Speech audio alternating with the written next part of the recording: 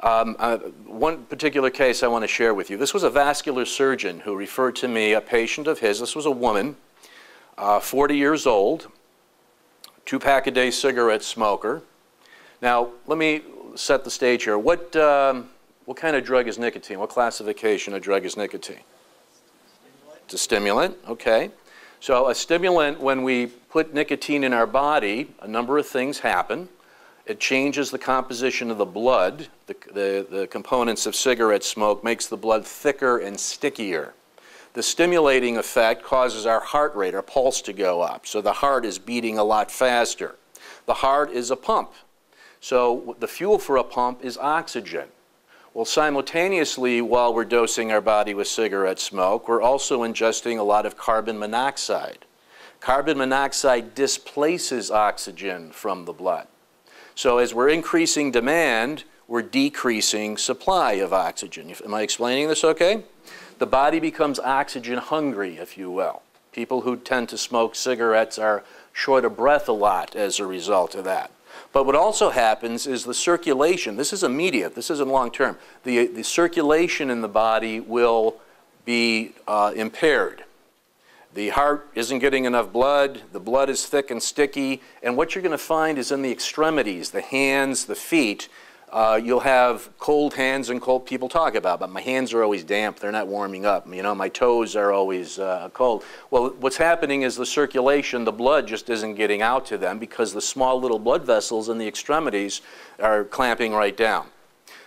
The case that was brought to my attention and referred to me by this physician, 40-year-old woman, 2-pack-a-day smoker, her circulation in her hands were so impaired that past her knuckles, she had no more blood flow.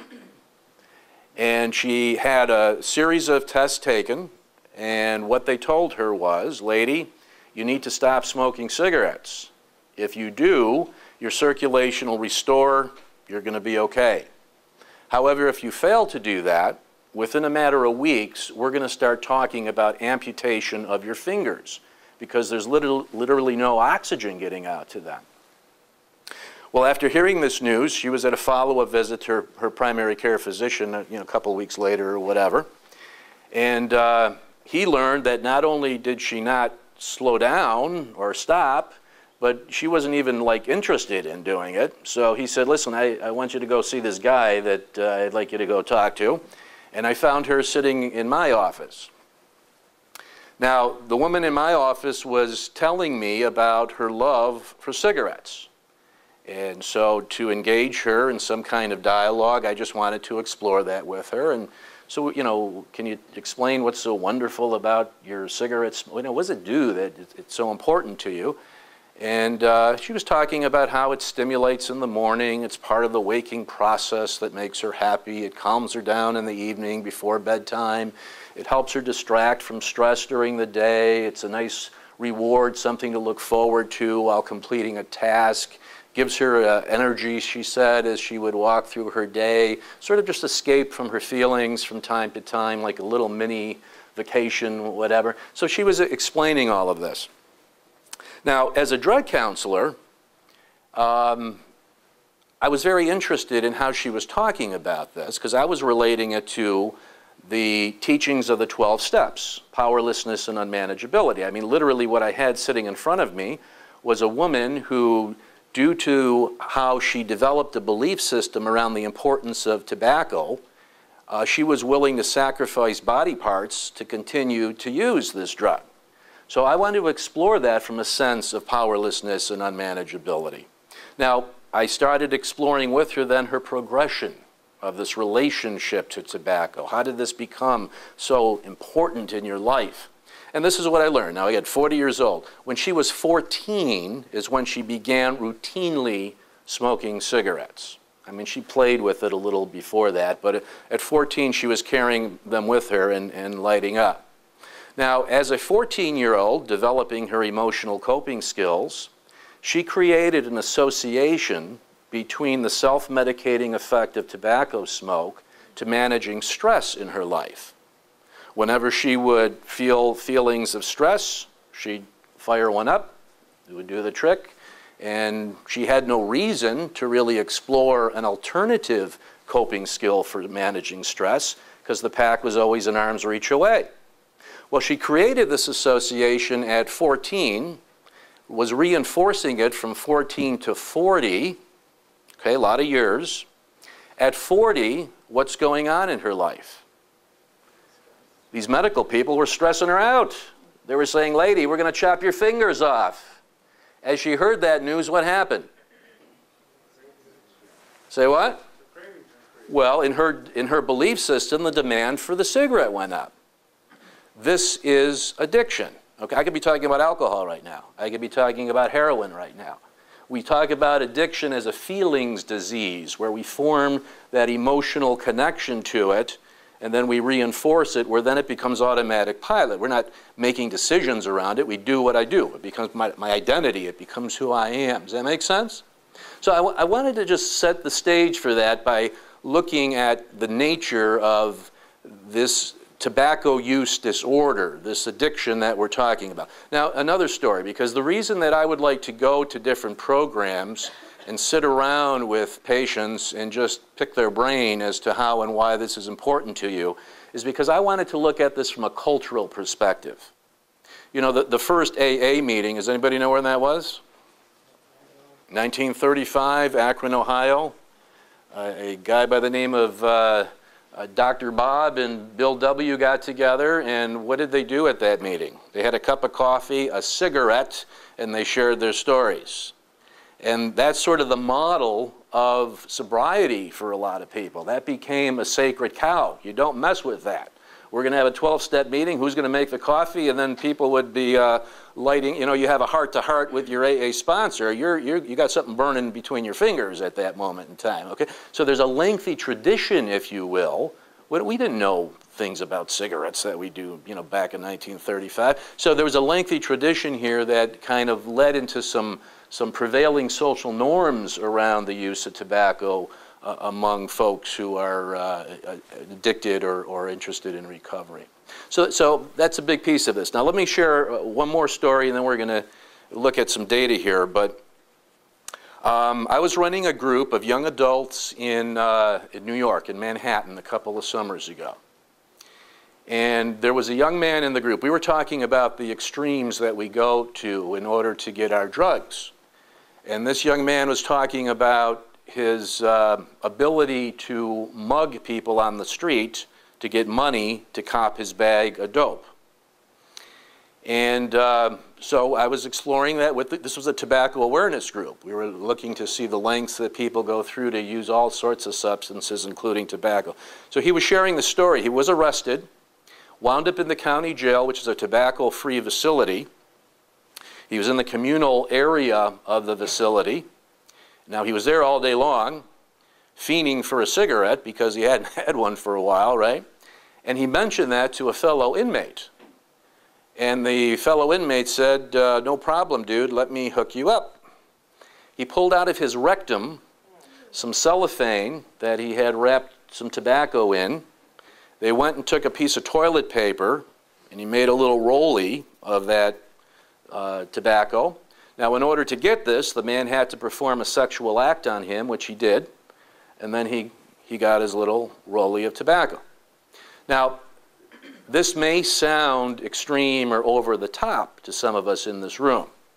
I can tell you that if you create a safe environment that is non-judgmental and you get people to start talking about themselves and focus on the tobacco piece, you're going to hear amazing stories of how this tobacco business is tied into the lives of those we serve in our program. There is no difference in terms of, I'm going to point this out, this is going to be a key takeaway today that I hope to demonstrate in my slide presentation to you. There is no difference in how this behavior around this tobacco is any different than behavior to other substances. So let's get into this. The discussion, we're going to look at, see how the tobacco industry played a role in all of this. The cigarette of 2013 is not the same as the cigarette of back in the day. The cigarette industry over many, many, many years has studied the brains of addicts. They wanted to know why that heroin addict was going to the great lengths that she did in order to get her next bag of dope. Why does that alcoholic have 3 DWIs and is still drinking and driving? What drives people to this kind of compulsive behavior around their substances? And they re-engineered the tobacco mix from which they make cigarettes from multiple times. So the cigarette of today is really a very sophisticated drug delivery device designed to hijack the brain into addiction. Now, we're going to talk more about that here in a minute. Folks who have co-occurring disorders, because of the vulnerability of the neurochemistry that we're already working with, have a greater severity. It's a different type of dependence on tobacco than the general population.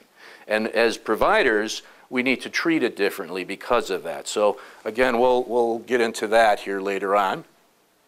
Neurochemical and behavioral associations of tobacco use to the use of other substances is a very significant thing. When the alcoholic's drinking, 9 times out of 10, you see some combination of tobacco and alcohol. There's a synergistic effect on how that reinforces neurochemistry in producing addiction. When you're done with your joint or your blunt, you're boosting your high with a Newport or a Marlboro. I mean, if you talk to kids, you're going to hear that very deliberately from them. When you're doing cocaine, it's very common to find that there's a pattern of chain smoking with cocaine, because when you chain smoke and or drink alcohol while you're getting high on cocaine, it mellows out the high. It sort of makes it a nicer experience, where if you don't use these other substances along with it, a lot of times folks tell me I get too stimulated, where you're getting paranoid and things of that sort as a result from just the cocaine use. So what I'm suggesting to you right now is that the tobacco use is at core to the ritual of using other substances. This isn't a separate issue. If we're serious about addressing these substance use disorders, we have to look at tobacco, or we're not doing a good job of dealing with relapse prevention to these other substances. So it's core and fundamental to the ritual of how folks use other substances. The fully integrated tobacco interventions in addiction services improves treatment outcomes. I'm going to show you data to support that claim. And an effective implementation strategy must provide provision to denormalize tobacco use in the treatment and recovery culture. When I started working on various statewide projects, which were all funded by the Department of Health in New York State, I was working with public health folks, all right? I'm a behavioral health folk. We weren't thinking on the same wavelength at first, all right? My training, my background is I work with an individual, not a population. So I'm looking for signs and symptoms to make a diagnosis, and then I'm looking for evidence-based strategy of how I'm going to engage the person in therapy, and that's what I'm all about. When I would start going to these meetings with the public health folks at the DOH, they were talking about changing the beliefs of the population. What interventions can we do that'll change behavior on a more grand type of scope? Now, I felt very out of place at first. I didn't understand that strategy, but I learned tremendously from it. Because when I started implementing, I provide technical assistance and consulting services to providers around the country and primarily in New York State. But when I'll go into these, I'm looking now at culture. What's the stage readiness of this organization in order to embrace tobacco services? What are the beliefs of the clinical team? What stage of readiness are they in to determine whether or not they want to make this part of their scope of practice, that sort of thing. So you start thinking about this in a systems approach, which we're going to talk about more in a little bit here as well. Okay, this is actually a quote from some research out of scientist Philip Morris.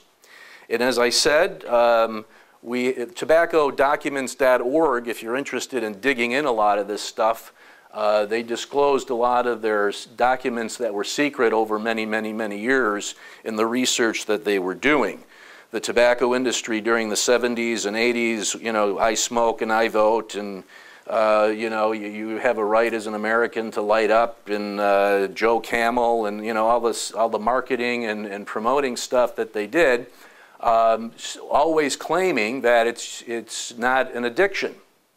And yet, their research, as we saw, once it was disclosed, was literally the scientists were trying to determine what causes a dependency on substances. How do we capture the brain of that 14-year-old girl so we have that customer for life buying our product?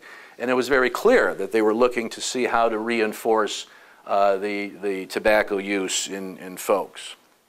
This was a graph that I found which I thought was interesting. Again, these are people with deep pockets, and they were doing significant research in all of these areas to try to determine just what makes cigarettes attractive to people and where they can enhance that in terms of making those changes. Crack cocaine. I'm going to just relate this to something here that just came to mind for me. Back in the 1980s, there was a huge cocaine problem in this country. And there was a shift from powder cocaine to smokable crack cocaine. Okay, you rock it up and put it in a pipe and you smoke it. Now, what we saw in the field was there was a significant difference in the progression of addiction. You became much more addicted on the crack more rapidly than the progression of time that it would take with the powder cocaine.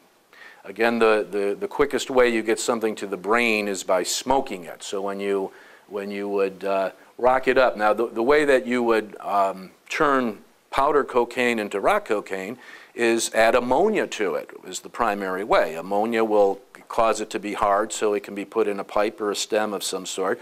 But also when you burn it, the ammonia changes the pH value of the smoke, so you more rapidly absorb the cocaine through the membranes in the mouth, so it gets to the brain very, very quickly. Okay, that's part of the formula that they were using. The tobacco industry was fascinated by that, and they started ammonionizing their tobacco mix. All the tobacco products nowadays, you have enhanced nicotine they add to the mix, but they're also putting in other types of additives to promote a more faster acting response of the nicotine. The quicker you get it to the brain, the more addicting it becomes. Another point, are menthol cigarettes popular in this neck of the woods at all? Yep. All right. What is menthol? Does anybody know? When I say the word menthol, what comes to mind? Cool. Okay. Alive with pleasure. What else? Nothing? Say what? Okay. Well, most people would say mint, candy flavored, right? Menthol is part of the game of making tobacco more addicting. Menthol does a couple of things. A cigarette is really a container of nicotine. And so again, when we smoke that cigarette, we're getting a certain dose of the nicotine from the container to influence the neurochemistry. Again, the way we can manipulate that, they have regular cigarettes, they have light cigarettes. Do folks know the difference between a regular brand and a light brand? Okay, if you compare the two cigarettes and put them next to one another, the light cigarette would have less cigarette and a bigger filter on it. And it has a bigger filter on it because there's ventilated holes punctured in all around the filter. There's usually some kind of little gold strip or band on it to camouflage that. But when you then draw in on that light cigarette, you're actually drawing in air through those holes, and your sucking action, if you will, your ability to inhale becomes less, drawing power into the process. Now, it's not safer because when you develop an addiction, as we all know, you have to maintain a certain blood level of what you're addicted to. So if indeed you're getting less nicotine per draw on that cigarette, you're going to smoke more to compensate. It's not like you're gaining anything here. The more you smoke, the more poisonous gases we're exposed to that leads to the medical risk of heart attack, stroke, and that sort of thing.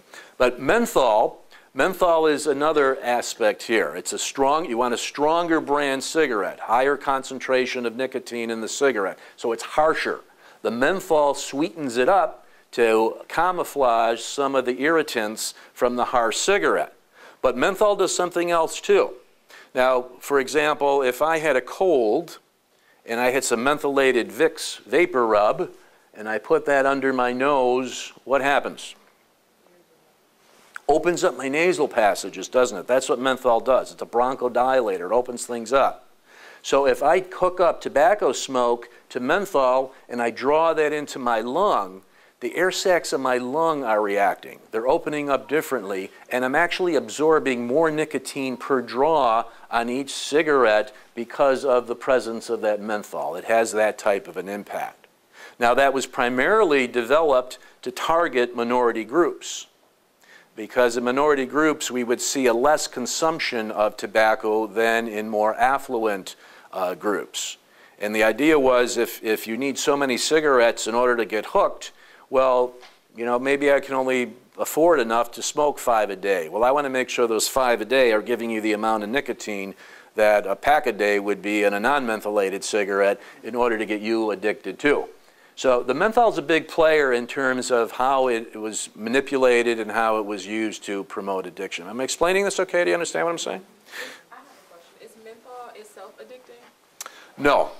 No, but what's interesting about that, I mean, to carry this one step further, if I'm smoking cocaine and now I'm chain smoking my Newports while I'm smoking cocaine, my addiction is not to cocaine. My addiction is to the synergistic impact of how the tobacco smoke with the menthol is influencing how my body's absorbing not only the nicotine, but the cocaine. So as I'm opening up those air sacs of my lung and drawing cocaine into my body, there is a different process happening with regard to the progression of the addiction across the board. So it gets really interesting in terms of how these things can play out.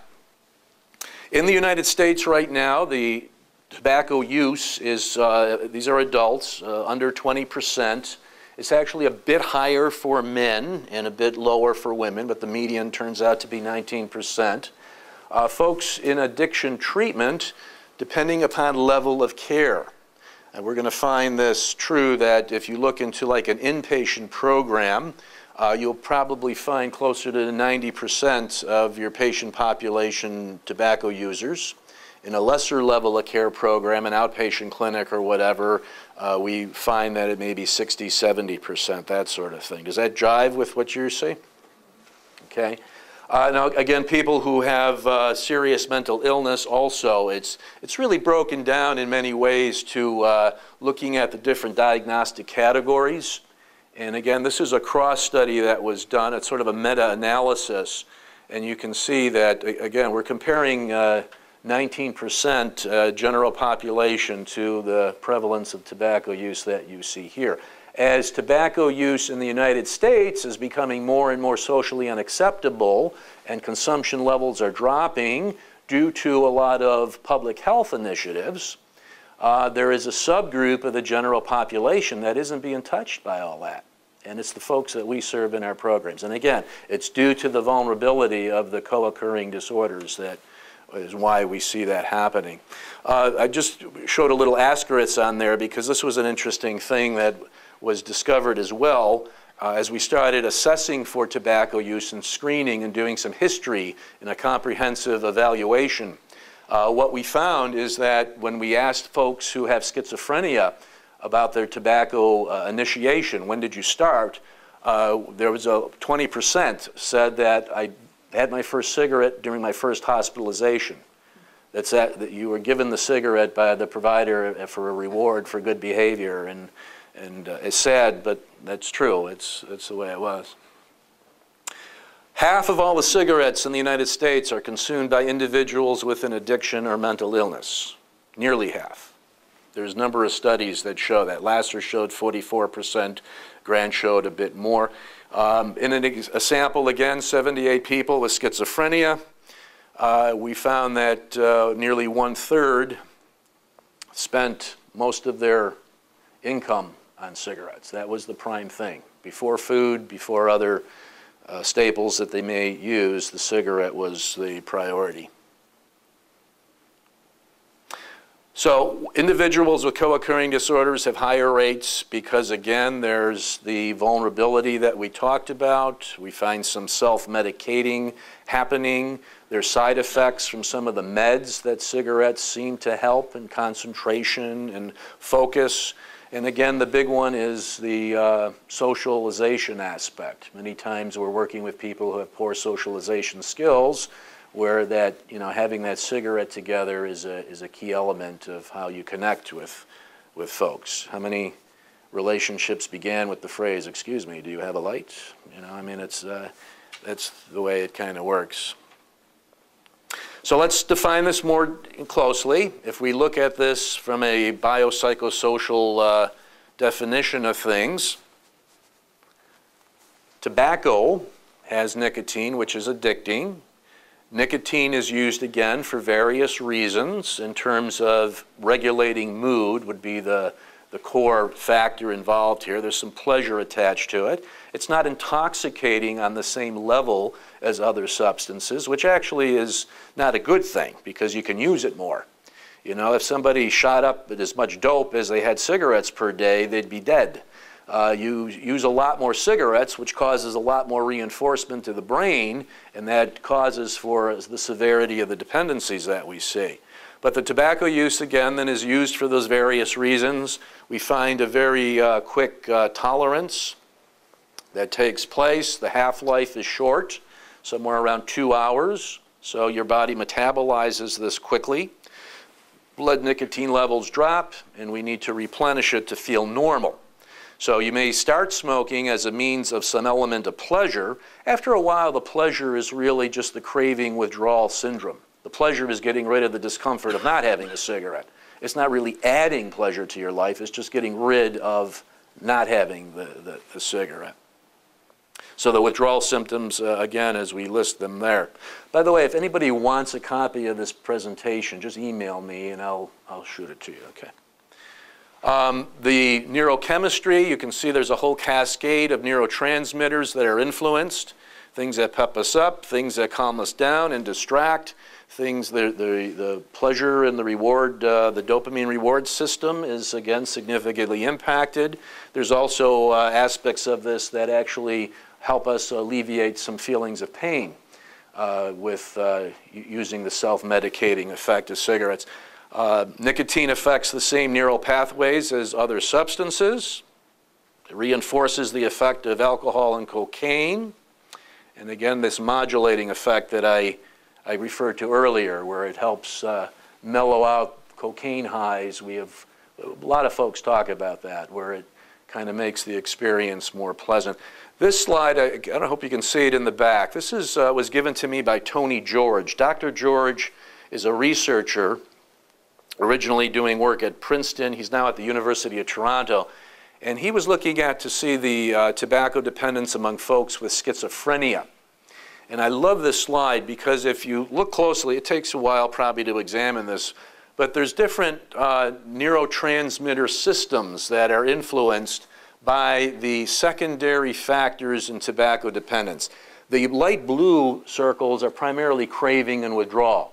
But the greenish looking circles, that's looking to see what neurotransmitters are influenced when we put that cigarette in our body and we inhale on it. And these are the same neurotransmitters that we find when we use opiates in this area.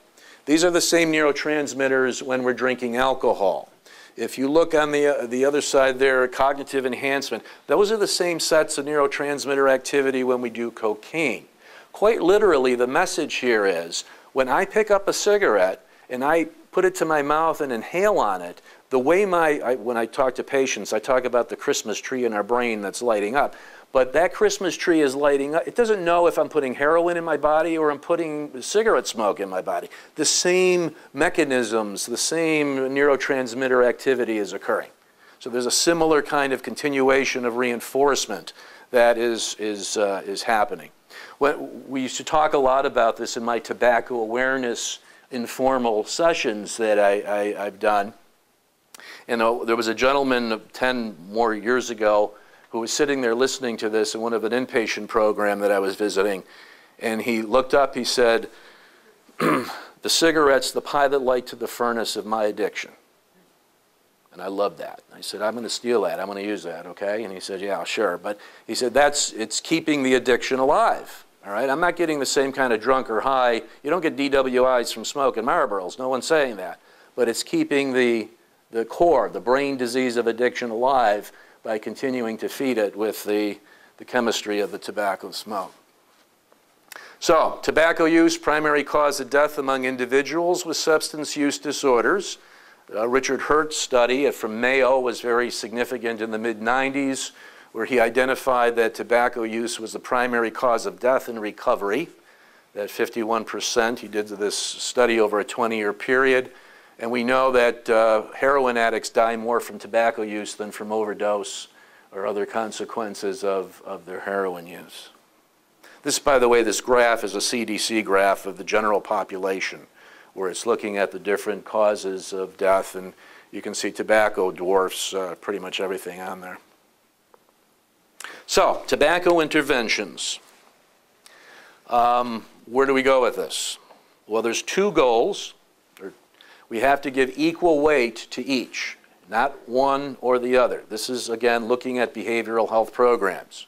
We need to strategically denormalize the beliefs, tobacco beliefs in our program. And I'm going to talk more about that in a minute here. And then develop programming. How can we engage people in treatment around this? Now, I'm going to suggest something to you and repeat this a few times before we wrap things up today. You are tobacco treatment experts in this room. If you know anything about engaging a person in behavioral modification, in whether you do CBT, DBT, motivational interview, whatever your counseling method is, supportive counseling, all those techniques work. If you know how to coach somebody out of an alcohol craving, you're an expert with tobacco craving. If you know anything at all about relapse prevention and behavioral changes and environmental, you're an expert. You use those same skill sets to treat tobacco. The minimal thing that we all can do is have the discussion, create the dialogue. So you have this tobacco awareness kind of dialogue that is continuous in the program. It raises the awareness, it changes the culture. Now, let me explain that a little bit more. System changes. When someone asks me to come into their organization to help them develop policy and procedure and train their staff on this, the first thing I ask them to do is to give me a book of all the paperwork in the clinic. What motivates us, you know, you get in the office in the morning, what determines what am I going to do? What treatment plans are due today? You know, what progress notes do I have to write? I mean, the paperwork drives our behavior and how we schedule our time and how we develop our calendar, right, in many ways. So if you want to develop behavior around tobacco interventions, I want to know the various components of care. This is just one example within your programming. And then how can we weave into existing documentation ways that we can support tobacco interventions? So when you do an assessment, if you're developing, if you're meeting with someone to make some diagnosis, are you asking the same questions based upon DSM to determine whether or not they're tobacco dependent? If they are you showing it on Access 1? If it's on Access 1, now it has to be reflected in the treatment plan if we're doing good quality care. So what's in the treatment plan? So during intake and orientation of the patient, are we explaining to the patient that we care enough about you that we're going to look at your tobacco use while you're here as well, and just some kind of communication around the tobacco-free policy or whatever is happening? When you're engaged in treatment planning, is it written in that service plan or treatment plan? And can we talk about different levels of interventions that I'll be describing a little bit more? But this can easily be woven into the fabric of your programming in very simple ways. The education, most folks do some psychoed in our programs. Any topic of education and addiction services, you can include tobacco. It fits in everything that we talk about. And we talk about impact of family systems, we're talking about neurochemistry, we're talking about, whatever the education topic may be, there is something there that you can relate to tobacco just include it. You don't have to highlight it or focus it. Just don't ignore it, is what I'm saying. Make it part of the dialogue. And then in case review and quality improvement. So when you're staffing cases, are you acknowledging that this person included in their diagnoses is tobacco dependent? The person might be in a contemplation stage of change regarding addressing their tobacco. Therefore, he's going to participate in 5 tobacco awareness sessions over the period of the next few months. I mean, so how are you staffing in case review? How is your clinical team starting to embrace this in a way that is woven into how we practice in our programs?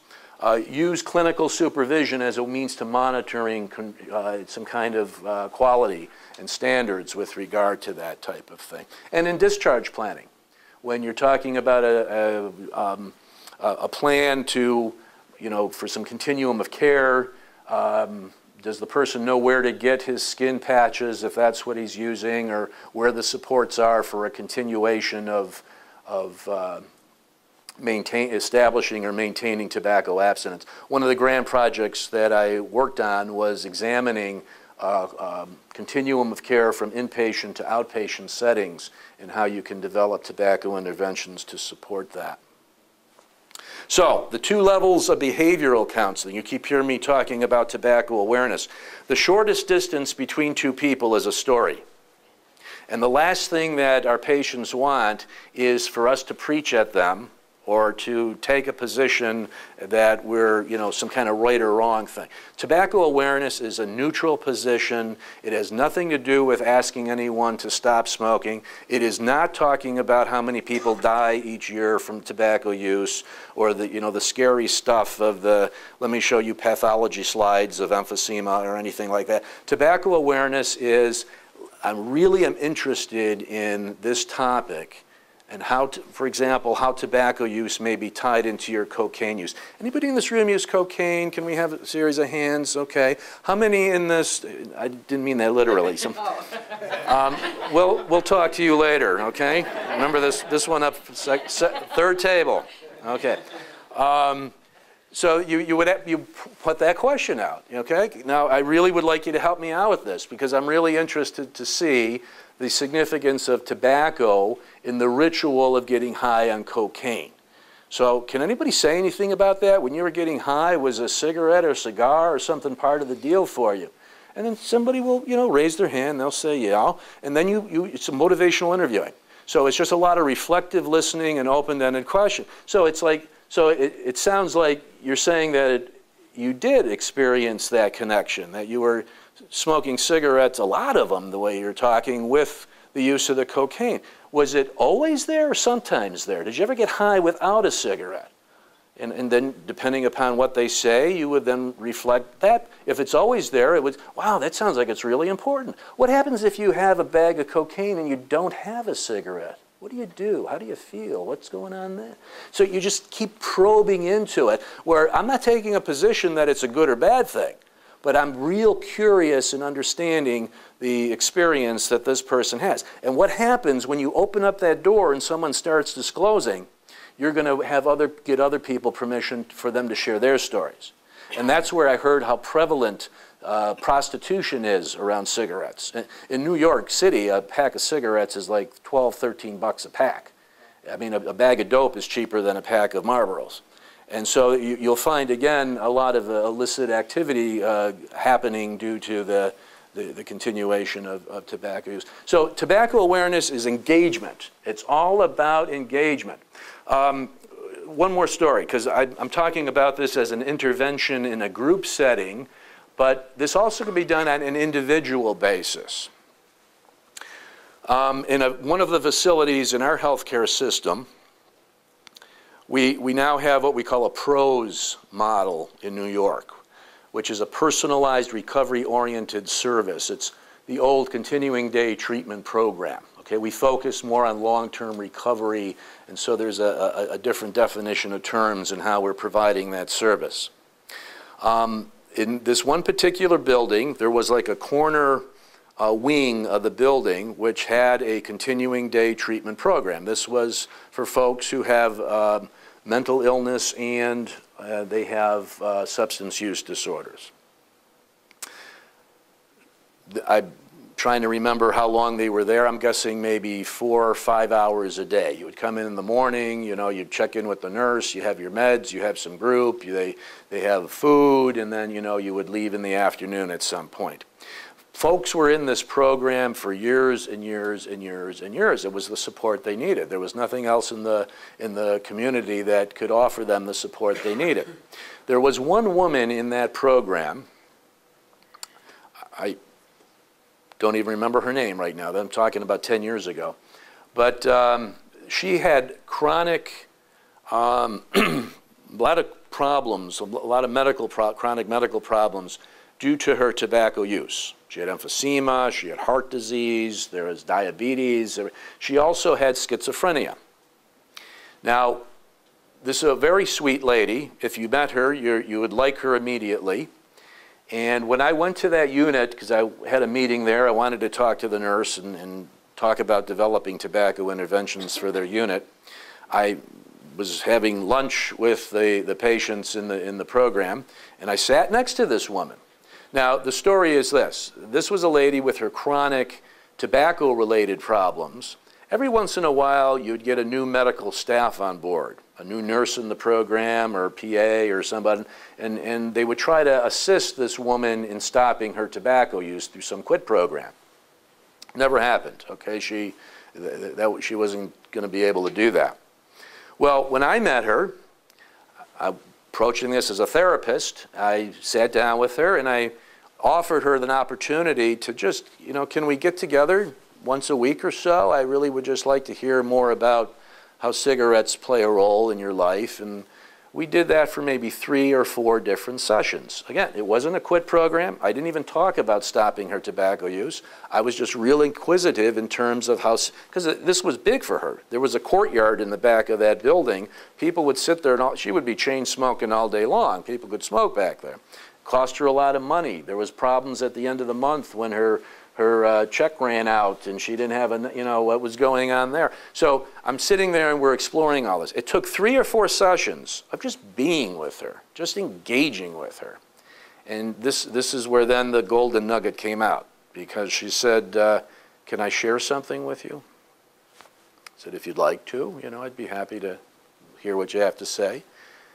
This was her delusion now, based upon her mental illness. She said, there's a poisonous snake that lives inside my gut, and the only thing that prevents it from eating me is cigarette smoke. And I have to dose my body with cigarette smoke all day long to calm that snake down, because if I don't, it'll start eating at me. Now, what she was describing was tobacco craving. When she didn't have a cigarette for a while, in which she would feel a craving, her image was that something's chopping away at her inside. So I said to her, would you like to, if we could quiet that snake down another way, would that be something you'd be interested in?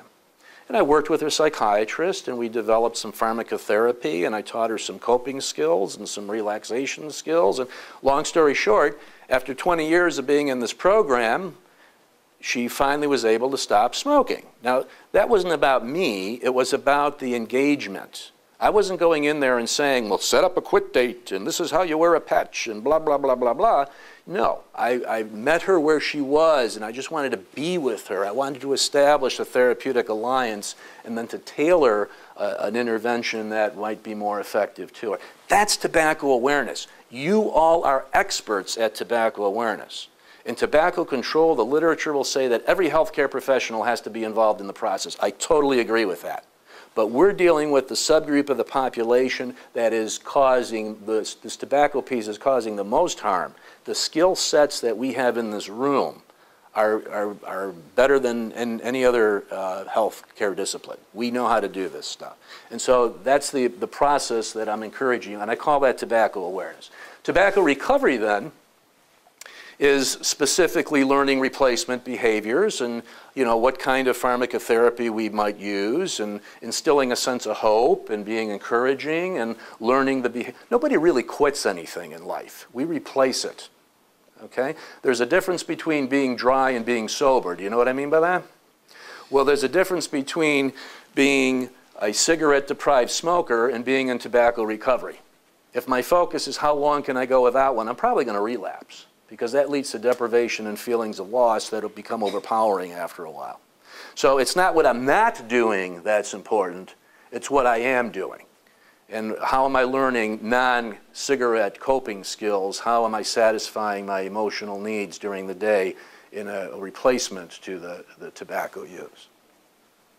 Okay, so there's a recovery-oriented message. I'm going to go more quickly with some of this because I'm looking at the clock here and we don't have a whole lot of time left. This is a SAMHSA definition of recovery. We all might have a different definition of this, but I'm recommending that you subscribe to a recovery-oriented process in helping people deal with their tobacco use, and that is looking at their entire existence, their entire life, all the various domains, and how are we going to improve and sustain that, that type of a thing. So this has to be a powerful message that's positive, encouraging, and it tied right in. A day-at-a-time recovery to your alcohol, your tobacco, to your drugs, it's one recovery. It's not separate recoveries. Okay, some data showing, this is various research. Alcoholics who quit smoking are more likely to succeed in treatment. Nicotine craving and heavy smoking contribute to increased use of cocaine and heroin.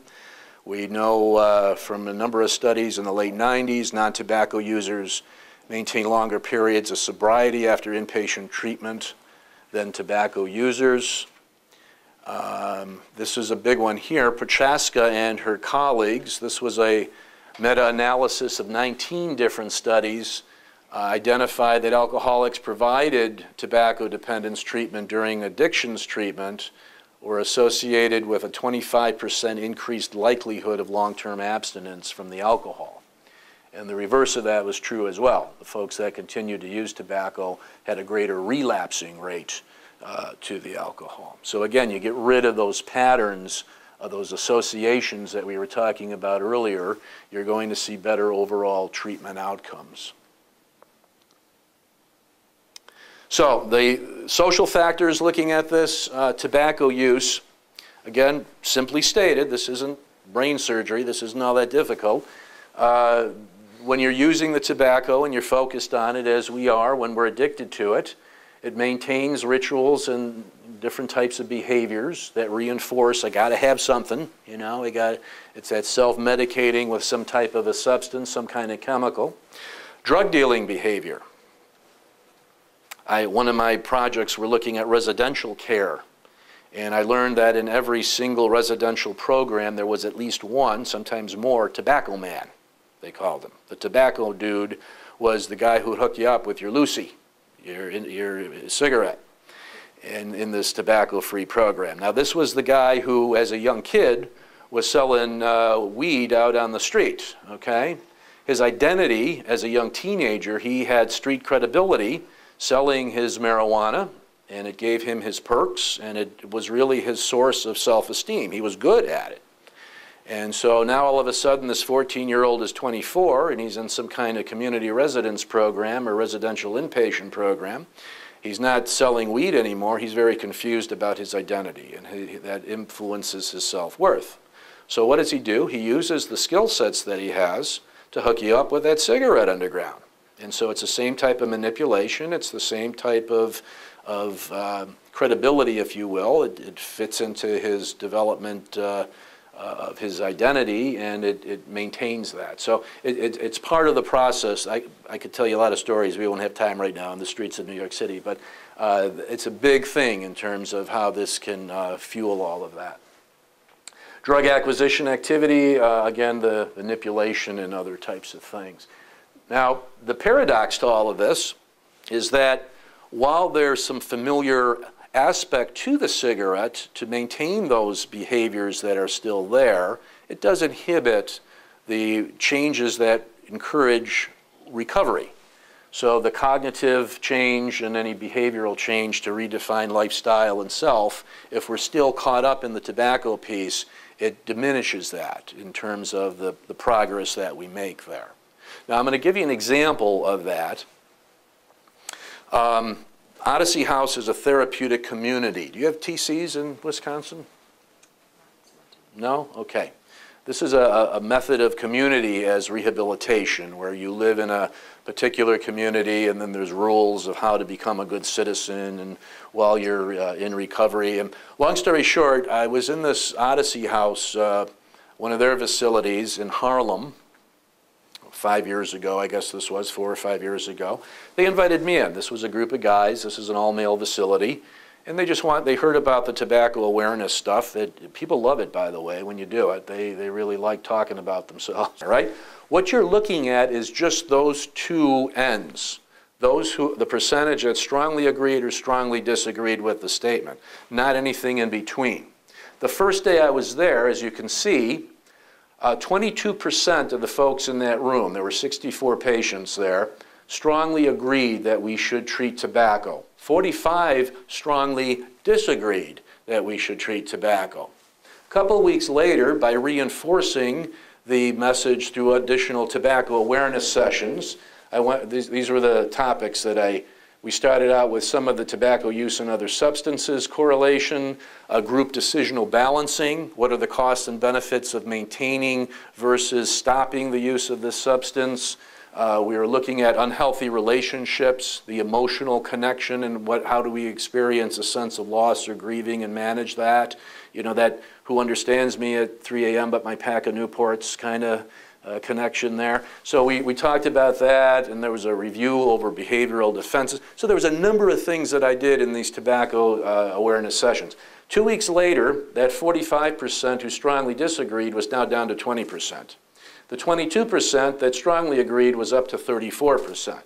And then a couple of weeks later, you can see it carried out a little further, where we were up to 46% strongly agreeing that this should be something that we do, and 30% disagreeing with it. Similar data: stopping tobacco use at the same time as other substances is a good idea. You can see again, there was a variance when we first started that out. 16% liked the idea. By the end of 4 weeks, we saw a change of beliefs to 38%. Nicotine replacement therapy, there's tremendous myths out there. People don't know how to use it properly. You know, there's all kinds of resistance to it in many fashions, we have found. And so we included some education around that. And when we started these sessions, 17% thought it was helpful. After 4 weeks, 49% agreed that is helpful. And you can see the disagreeing went from 22 to 16. So it's just, again, look, I wanted to try to determine if this awareness piece does really change mindset in a population. This is, again, where my public health people were teaching me stuff. Just don't deal with this case by case. You'll develop a service and you're going to have poor utilization because the belief system will prohibit people from participating in it. So you got to do something for the population at whole concurrently while you provide the service on an individual basis. I was trying to figure out how that works in terms of how it influences change. Yeah? So were people also receiving concurrent tobacco cessation treatment while you were evaluating their... Yes. So any correlation between, because that 49 kind of, that range keeps popping back up, any chance that those were people who were successful, therefore they endorsed the program more, or vice No, versa? this was a tobacco-free program, so unless you were lighting up underground, nobody was lighting up. The question would be how invested they were in their process of tobacco recovery, what I call. So were you on your nicotine replacement therapy and using them as you were instructed? Were you, I mean, there's a lot of background stories, if tomorrow, or tonight rather, if you want me to get into that more, because it got into the underground dealing, and there was a lot of stuff going on in this place that we discovered through these sessions. Also, these are open-ended groups. So it wasn't a closed group where 4 or 6 weeks later, we did not have the same group of people. It changed by maybe 45, 50% every week. And that was part of what we were controlling for in terms of how does the prevailing norm within the unit influence the beliefs of people, that not hooking up with a counselor or hearing anything directly on a counseling basis or therapy, but just being with your peers in a unit that now have certain social norms that are are being communicated. Yeah. Were you treating just nicotine here, or were you treating alcohol and drugs? Yeah, this is an inpatient unit for alcohol and drugs.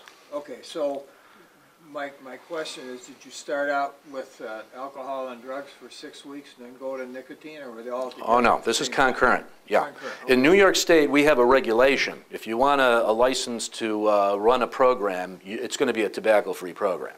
That was something that we felt was important to do. So if you're in a certified or funded program in New York, it's going to be tobacco-free. Okay. Okay, change strategies. We're going to try to do this in 5 minutes because there's a few other things that we want to do. Anchor the rationale. This is, again, looking at policy, procedure. Implementation is the most difficult part of policy, as we all know, especially when you're changing culture in the process.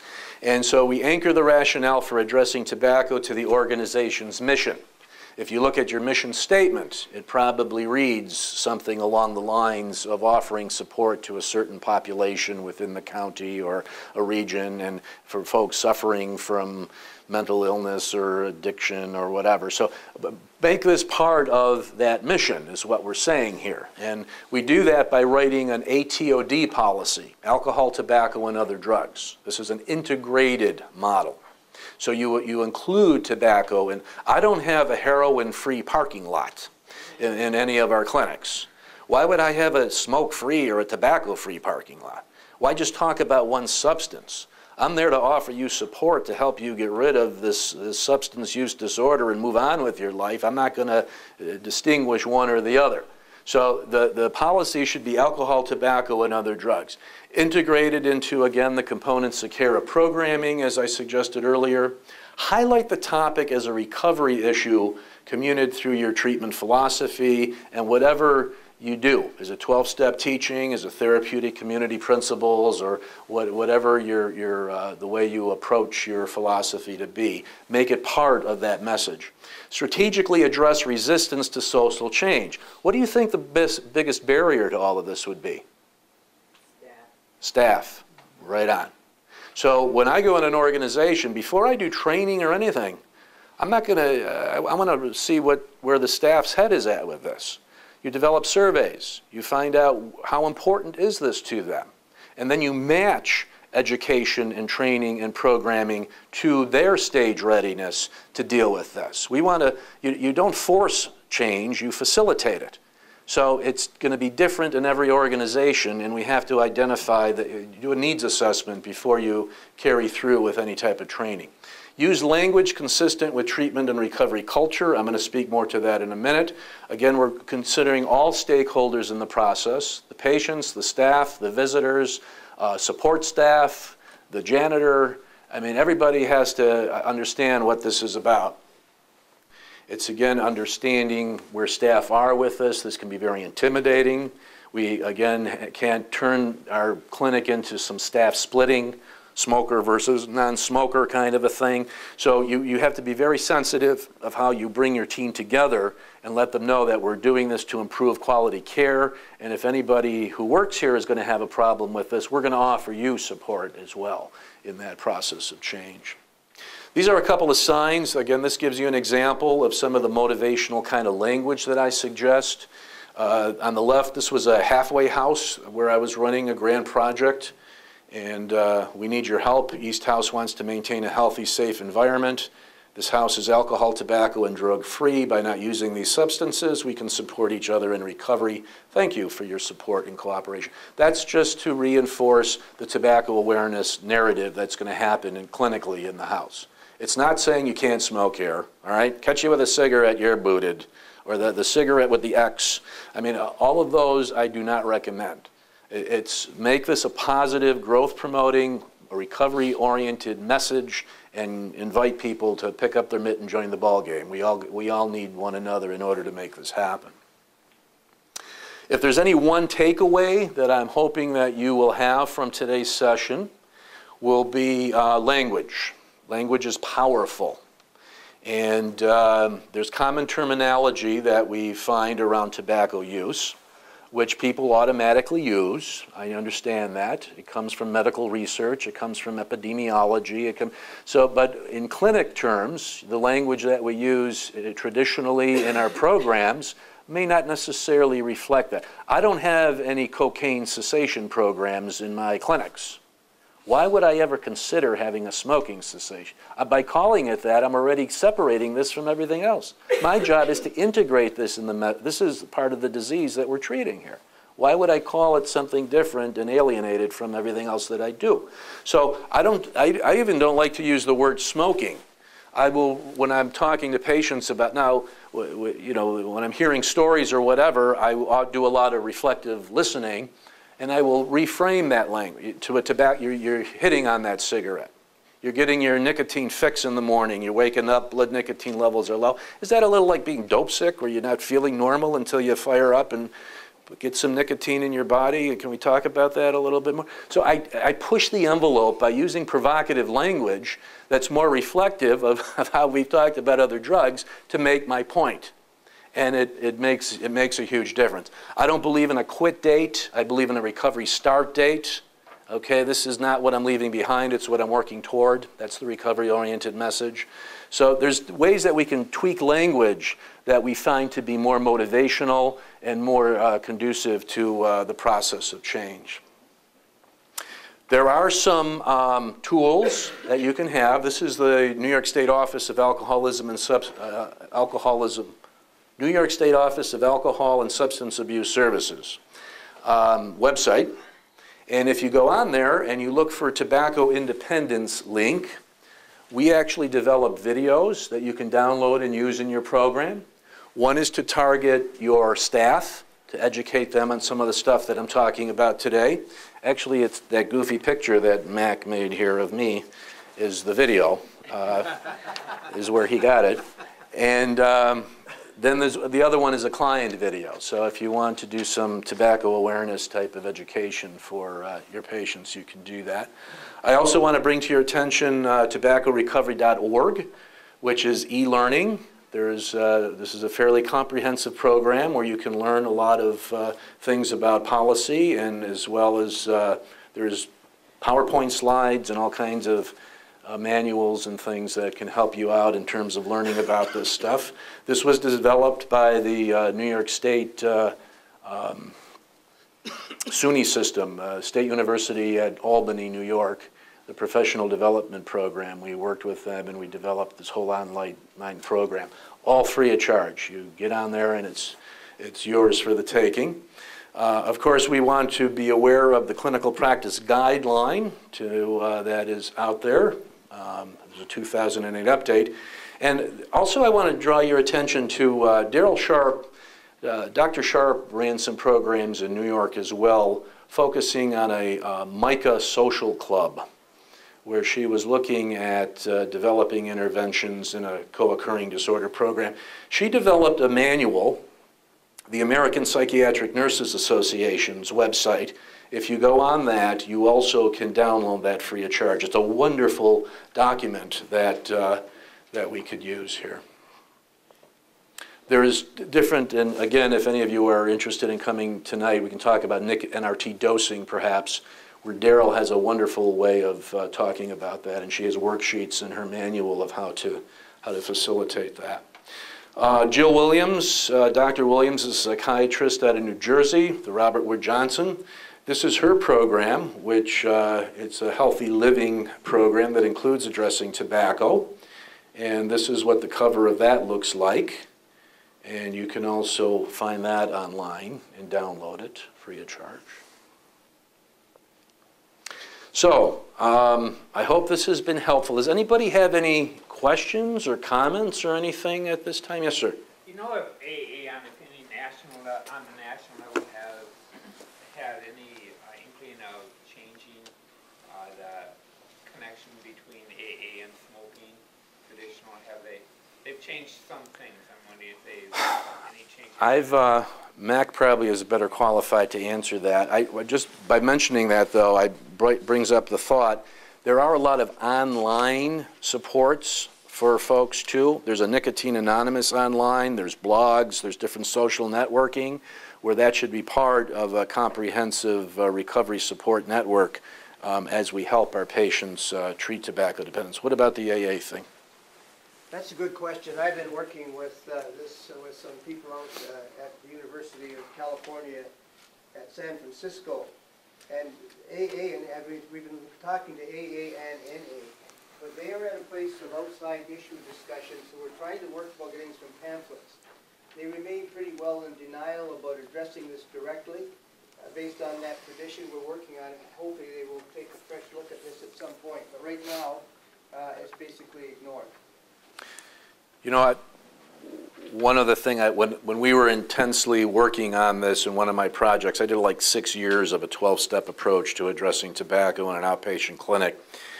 And the folks that were going to 12-step programs started introducing myself as being in recovery, clean, sober, and free was the term that came up. Clean and sober meaning clean, no drugs, sober, no alcohol, free meaning tobacco free. And you started hearing that in the rooms where it just naturally kind of happened in that fashion. Yes, sir? Yeah, the majority of AAs up by us are smoke-free now. Yeah, that's great. I can't find them even whether they can smoke in it. Right. That's the case. AA is not ever going to address tobacco use as that is an outside issue, and they don't tell people I agree. what to do. It's just not part of Right. our post-op program. But, I mean, I don't think they promote it. You know, that's part of the culture of AA anymore. It's getting further and further away from what I see.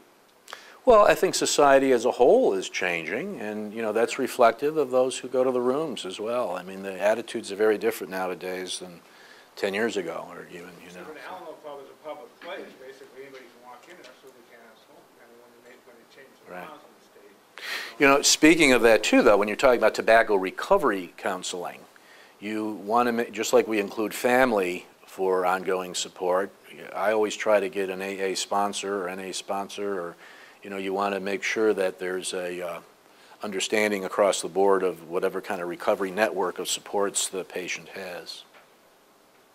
Yes? So you get reimbursed. So how much cocaine have we used today? It's the 80s, dude. It was in the 80s. In the 80s, okay. Are you getting reimbursed for tobacco treatment? You We- said you had a woman come in, referred by the physicians. Were you able to bill anyone for that? In those days, it was self-pay. Okay. Or pro bono. I would just do it because someone needed it. By integrating this into existing services and how, again, the systems approach works it right into the fabric. We recognize this to be a DSM diagnosis. So any regulatory body, I mean, if we were, in New York State, we still cannot just treat tobacco alone in addiction services because we don't have reimbursement capabilities of doing that. But you can weave this into your existing programming and build the service, you know. If I'm treating someone for alcohol and marijuana and just add the tobacco in on it, you know, that type of a thing. So that poor lady walked into your office not only stressed out because she was going to start losing her fingers because of nicotine, but she also had to pay some stranger to talk to her about quitting her. Well, actually, I don't think I charged her anything, but. Okay, well, I hope this was helpful, and I encourage you to join the club here.